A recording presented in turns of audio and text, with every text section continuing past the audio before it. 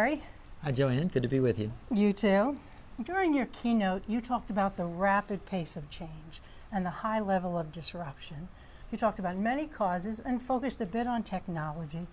Talk to us generally about the impact of technology on business and the workplace. Yeah, obviously you could speak in any presentation 100% of the time about technology and its impact. I think the right question, particularly from the profession standpoint, is to first start and acknowledge the impact of technology on society as a whole, right? Because we function inside that society. And anybody in our profession who believes in any way we're sort of immune to that, because we have some unique characteristics, which we obviously have unique characteristics, but they're not unique characteristics that's going to make us immune to the societal changes. So clearly, you know, the technology interface with jobs is clearly the number one, I think, from the standpoint of that world. McKinsey predicts 325 million people will have to reskill themselves in the next several years. And like we like to say, let's say they're 50% wrong. It's still a huge number, right? It's huge. And so, you know, the issue of the interface of technology, machine, if you will, and humankind, and the ramifications to business models and service models and expectations in education and jobs and wherewithal to have, you know, income. It's all a huge issue. Unfortunately, you know, we really don't have a whole lot of institutions or even, you know, government leaders, et cetera, that are able to really have that discussion in a rational way. I think it falls to business to really have that discussion in hopefully a balanced way. But I mean, we know, for instance, driving something for a job is the number one place that people earn a living in the world. That's the number one thing someone does from a volume perspective to earn a living. You can think about it from taxis to deliveries to trains and planes and, you know, all of those types of things. And, you know, we know that's going to have significant displacement in society. But it's not just about that displacement, it's about the ramifications of that. It changes buying power, it changes expectations, it creates unrest from a political standpoint. So that's a major element. Clearly, blockchain, I think, which a lot of people ascribe blockchain into technology, I think, into the profession, I think it's a technology you can think about in the context of society as a whole. And it's going to change how business transactions happen. It's fueling cryptocurrencies like Bitcoin and others. It's the platform in which that is running on, which is going to change how people buy things and all of those types of notions that come about it. And yes, when we drill down, it has pretty significant impact to the profession, maybe our profession more than anyone else. And so it's the world we sit in the fast pace that's happening. What we like to say is, change will never be as slow. And this goes to the world, not just to our profession. Change will never be as slow as it is right now. And right now, everybody thinks it's too fast. You know, it's interesting you should mention the driver, 10% of drivers in the United States anyway.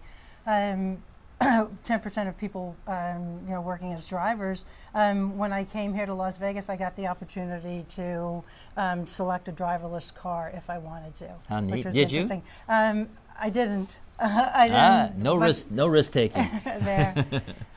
So you talked about the impact generally of disruption. How about the impact on the accounting profession or with these new technologies? Yeah, so, you know, I didn't mention robotics in the general statement, but robotics is changing as part of that job creation notion or change notion. And so the notion of bot technology is going to change our profession dramatically. If we think about even how we define CPA and what our knowledge base has to be, you know, are we as individual people in our profession, do we have to know that deep dive of information, or are we going to rely on robotics or bots to give us that knowledge? And we need to become the right questioners and the right interpreters of those answers. That's clearly one. Blockchain is, for the first time in the history of accounting, and accounting goes all the way back to the cradle of civilization, for the first time we will be able, with public blockchains, to see both sides of a transaction at the same time. Now on the opportunity side, blockchain holds itself out as immutable. It can't be changed, and nobody's really going to trust that, certainly not initially.